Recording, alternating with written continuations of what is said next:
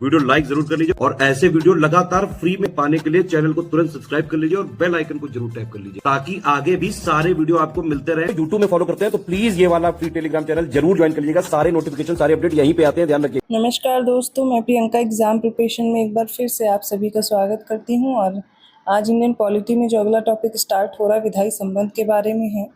अगर आप न्यू हैं इस चैनल पर, डेली दोपहर 1 बजे क्लास आपको मिल जाएगी। सब्जेक्ट वाइज सीरीज चल रही है जिसमें अभी इंडियन पॉलिटी कवर कर रहे हैं। इनकी आप पीडीएफ प्राप्त करना चाहते हैं, पीडीएफ नोट्स लेना चाहते हैं, अदर कोई कोर्स परचेज करना चाहते हैं तो स्टडी फॉर सिविल सर्विसेज का आप कोर्स परचेज कर सकते हैं। गूगल प्ले स्टोर से ऐप डाउनलोड करके जो भी कोर्स परचेज करेंगे, ज्ञान से कूपन कोड है, अप्लाई करेंगे, आपको तुरंत 20% का डिस्काउंट मिल जाएगा। तो ये हो गई कोर्स से रिलेटेड जानकारी। और ये जो क्लासेस आपको दी जा रही हैं ये आर एग्ज़ाम, यूपी पीसीएस या अदर स्टेट पीसीएस जिन भी एग्जाम में जीएस के क्वेश्चंस पूछे जाते हैं उन सभी के लिए इंपॉर्टेंट है। तो चलिए आज की क्लास स्टार्ट करते हैं। पिछली जो भी क्लासेस अगर आपने नहीं देखी इस चैनल पर विजिट करेंगे, आसानी से मिल जाएंगी, सारी क्लासेस देख सकते हैं। तो जो क्षेत्रीय परिषद है वो एक सांविधिक निकाय है, ठीक है, ना कि संवैधानिक संस्था है, जिनका गठन राज्यों के बीच अंतर राज्य सहयोग और समन्वय बढ़ाने के लिए राज्य पुनर्गठन अधिनियम 1956 के तहत किया गया था। इनकी संख्या कितनी है? तो संख्या 5 है। उत्तर क्षेत्रीय परिषद, मध्य क्षेत्रीय परिषद, पूर्वी क्षेत्रीय परिषद, पश्चिमी क्षेत्रीय परिषद तथा दक्षिणी क्षेत्रीय परिषद। बात करें चंडीगढ़ की तो यह केंद्र शासित प्रदेश है, ना कि राज्य है। इसके बावजूद भी यह उत्तरी क्षेत्रीय परिषद में शामिल है। इसके अतिरिक्त दिल्ली है, दादरा नगर हवेली है, दमन दीव, पुडुचेरी, ये सब संघ राज्य क्षेत्र होते हुए भी क्षेत्रीय परिषद में शामिल किए गए हैं। इन क्षेत्रीय परिषदों का जो कार्य है विभिन्न क्षेत्रों में आपसी हित के मामलों पर चर्चा करना और सिफारिशें करना होता है। यह एक प्रकार की परामर्शदात्री संस्था होती है। केंद्र और राज्यों के मध्य बेहतर संबंधों की स्थापना के लिए उनके मध्य विधायी, प्रशासनिक, वित्तीय संबंधों का जो वर्णन है वो संविधान के भाग 11 से 12 में किया गया है। तो संविधान के जो भाग 11 हैं इसमें आर्टिकल 245 से लेकर के 255 तक केंद्र राज्य विधायी जो प्रावधान है उनका उल्लेख किया गया है। तो सबसे पहले जिस आर्टिकल की बात करेंगे वो आर्टिकल 245 क्लॉज 1 है, जिसके अनुसार संसद भारत के संपूर्ण राज्य क्षेत्र या उसके किसी भाग के लिए विधि बना सकेगी और किसी राज्य का विधानमंडल संपूर्ण राज्य या उसके किसी भाग के लिए विधि बना सकेगा। आर्टिकल 247 क्या कहता है? इसके तहत संसद को अधिकार है कि वह कुछ अतिरिक्त न्यायालयों की स्थापना कर सकती है। अगला आर्टिकल है 248, जिसके अनुसार अवशिष्ट जो विधायी शक्तियां हैं वो संघीय संसद को सौंपी गई हैं, ठीक है। संविधान के अनुच्छेद 246 के तहत केंद्र और राज्यों के विधायी शक्तियों के बंटवारे के लिए 3 सूचियों को संविधान की 7वीं अनुसूची में वर्णित किया गया है। संघ सूची, राज्य सूची और समवर्ती सूची के तहत भारतीय संविधान का अनुच्छेद 249 राज्य सूची के विषयों के संबंध में संसद की जो विधायी शक्तियां हैं उनसे संबंधित है।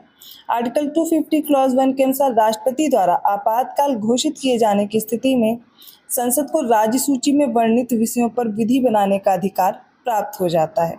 और आर्टिकल 251 के अनुसार यदि संसद द्वारा अनुच्छेद 249 और 250 के अधीन बनाई गई विधियों और राज्यों के विधानमंडलों द्वारा बनाई गई विधियों में कोई असंगति होती है तो संसद द्वारा जो निर्मित विधि होती है वही प्रभावी होगी, ठीक है। आर्टिकल 252 के तहत 2 या 2 से अधिक राज्यों के लिए उनकी सहमति से विधि बनाने की जो संसद की शक्ति है और ऐसी विधि का किसी अन्य राज्य द्वारा अंगीकार किया जाना उल्लिखित किया गया है।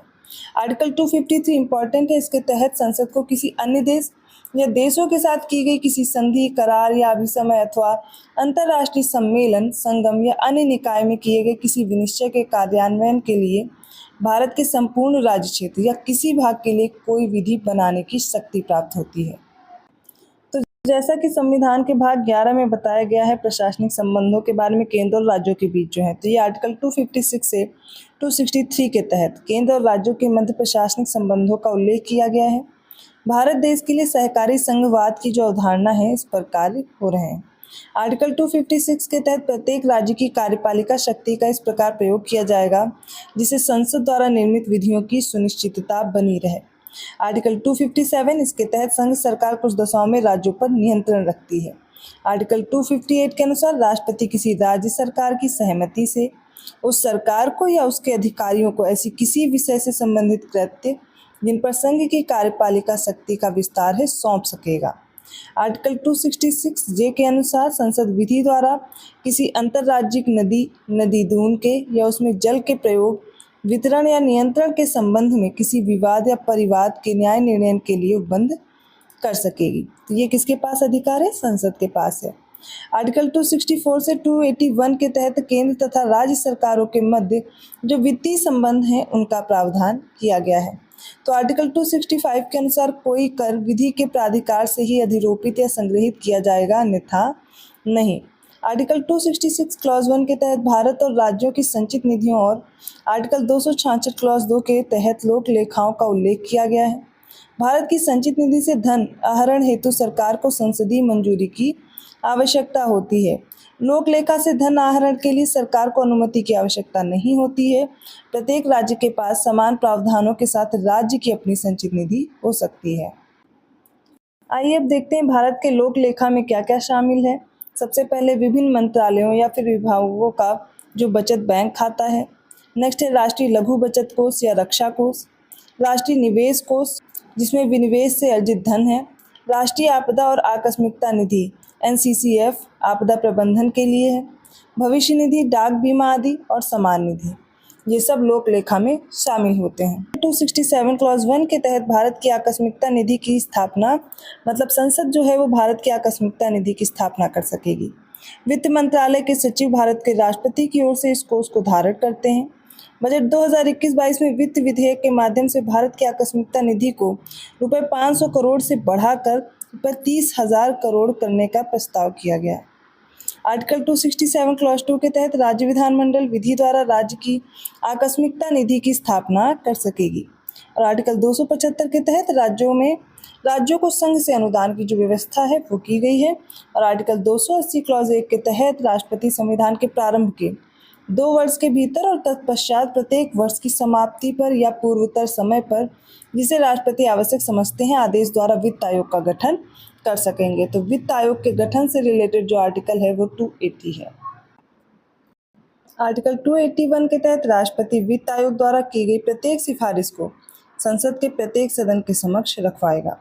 केंद्र और राज्य संबंधों पर विचार करने के लिए न्यायमूर्ति RS सरकारिया की अध्यक्षता में 9 जून 1983 में एक आयोग का गठन किया गया था और B शिवरमन और SR सेन इनके 2 जो अन्य सदस्य थे। इस आयोग ने जनवरी 1988 में अपनी रिपोर्ट सौंपी थी। केंद्र राज्य से संबंधित जो अन्य आयोगों में राजमन्यार समिति और पुंछी आयोग ये भी शामिल हैं। पुंछी आयोग के बारे में जान लीजिए। केंद्रीय गृह मंत्रालय ने केंद्र राज्य संबंधों पर 1 अप्रैल 2007 में भारत के मुख्य न्यायाधीश मदन मोहन पुंछी की अध्यक्षता में एक आयोग का गठन किया था और पुंछी आयोग ने मार्च 2010 में अपनी रिपोर्ट प्रस्तुत की थी। रिपोर्ट में क्या कहा गया? इसने समवर्ती सूची पर कहा कि इससे संबंधित विधेयक पेश करने से पहले अंतर्राज्यीय परिषद से परामर्श किया जाए। सेकंड था कि राज्यपाल को अपनी नियुक्ति से कम 2 वर्ष पहले सक्रिय राजनीति से दूर रहना चाहिए। थर्ड है राज्यपाल की नियुक्ति में CM का मत हो। फोर्थ था कि चुनाव पूर्व गठबंधन को एक ही राजनीतिक दल माना जाए। और 5वां था कि राज्यों को अपने आंतरिक मामलों में प्रतिनिधित्व प्राप्त हो। तो ये सारी पुंछी आयोग की रिपोर्ट थी जिसमें इन्होंने ऐसी बातें कही थी। भारत में केंद्र राज्य संबंध संवैधानिक प्रावधानों, परंपराओं और व्यवहारों, न्यायिक व्याख्याओं तथा बातचीत के लिए यंत्र विन्यास इन चारों पर निर्भर करता है। देखिए अक्सर आपसे आयोग के बारे में पूछ लिया जाता है कि इनकी रिपोर्ट में क्या क्या था। अब आपको इन चारों में से दिया जा सकता है, 4 ऑप्शन में से कौन सा कथन सही नहीं है या कौन सा एक कथन सही है। तो आपको ये याद रखना पड़ेगा कि रिपोर्ट में क्या क्या बोला था। संघीय राज्य व्यवस्था में संघ और राज्यों के बीच संबंध, राज्यों के मध्य आपस में संबंध, पारस्परिक समन्वय के लिए तंत्र और विवादों को सुलझाने के लिए तंत्र, ये चारों ही सम्मिलित होते हैं। संविधान के अनुच्छेद 246 के तहत केंद्र और राज्यों के मध्य विधायी शक्तियों के बंटवारे के लिए 3 सूचियां हैं। संघ सूची है, राज्य सूची है और समवर्ती सूची है, जिन्हें संविधान की 7वीं अनुसूची में वर्णित किया गया है। तो आर्टिकल 268 कहता है कि स्टाम्प शुल्क केंद्र द्वारा लगाया जाता है, किंतु उसे राज्य सरकार द्वारा संग्रहित और विनियोजित किया जाता है। रिवर बोर्ड्स एक्ट कब लागू हुआ? 1956 में। झारखंड क्षेत्र स्वायत्त परिषद का जो गठन है वो 8 अगस्त 1995 को संथाल परगना और छोटा नागपुर क्षेत्र के 18 जिलों को शामिल करते हुए किया गया था तथा शिबू सोरेन इस परिषद के अध्यक्ष नामित किए गए थे। 1956 के संसद के अधिनियम के माध्यम से 5 क्षेत्रीय परिषदों, पहली तो उत्तर, दक्षिण, केंद्रीय, पूर्वी और पश्चिमी का गठन किया गया। 1971 छठी क्षेत्रीय परिषद जो उत्तर पूर्व थी उसका गठन किया गया। गृह मंत्री प्रत्येक क्षेत्रीय परिषद का अध्यक्ष होता है, ये इंपॉर्टेंट है, स्टार लगा लीजिएगा। भारतीय संघ में केंद्र की स्थिति और भूमिका शक्तिशाली है। इस संबंध में राज्यों पर केंद्र का वर्चस्व है। यद्यपि वित्तीय विषयों का बंटवारा दोनों के मध्य किया गया है, किंतु वित्तीय स्रोतों का जो आवंटन है वो केंद्र के पक्ष में अधिक हो जाता है। सरकारी आयोग ने अपनी रिपोर्ट में स्थायी अंतर्राज्यीय परिषद की स्थापना का समर्थन किया था। अब देखेंगे आर्टिकल 274 क्या कहता है कि कृषि, आयकर या ऐसे कराधान जिनमें राज्य हितबद्ध है हेतु प्रावधान नियत किए गए हैं। अगला है इंद्रजीत गुप्ता समिति का जो गठन है वो 1998 में चुनाव सुधार और जनप्रतिनिधित्व कानून 1951 में संशोधन के लिए सुझाव देने के लिए किया गया था। इस समिति का जो मुख्य उद्देश्य चुनाव कार्यों में राज्य की ओर से धन उपलब्ध कराए जाने की व्यवहार्यता का विशेष अध्ययन करना और उस पर अपना निष्कर्ष देना था। समिति ने सरकारी खर्च पर चुनाव का समर्थन किया था। भारतीय संविधान के अनुच्छेद 270 में कृषि आय के अतिरिक्त अन्य आय पर लगने वाला जो कर है वो केंद्र सरकार द्वारा लगाया और वसूला जाता है, लेकिन इसे प्राप्त आय केंद्र राज्यों के बीच वितरित की जाती है। आर्टिकल 293 क्लॉज 1 के अनुसार किसी राज्य की कार्यपालिका शक्ति का विस्तार भारत के राज्य क्षेत्र के भीतर राज्य की संचित निधि की सुरक्षा पर उस सीमा तक है जो समय समय पर विधायिका द्वारा निर्धारित की जा सकती है। इस प्रकार ये स्पष्ट हो जाता है कि भारत के संविधान के तहत राज्य सीधे विदेशी ऋण प्राप्त नहीं कर सकता है। केंद्र सरकार के माध्यम से राज्यों द्वारा विदेशी ऋण भारत सरकार की गारंटी पर ही प्राप्त किया जा सकता है। तो ये हो गया आज के जो फैक्ट्स आपके एग्जाम में अक्सर करके पूछे जाते हैं, इनसे रिलेटेड प्रश्न बन सकते हैं। इन तथ्यों को आप याद कीजिए। अगर वीडियो अच्छा लगा तो प्लीज़ लाइक कीजिए, चैनल को सब्सक्राइब कीजिए और लोगों को शेयर करते रहिए।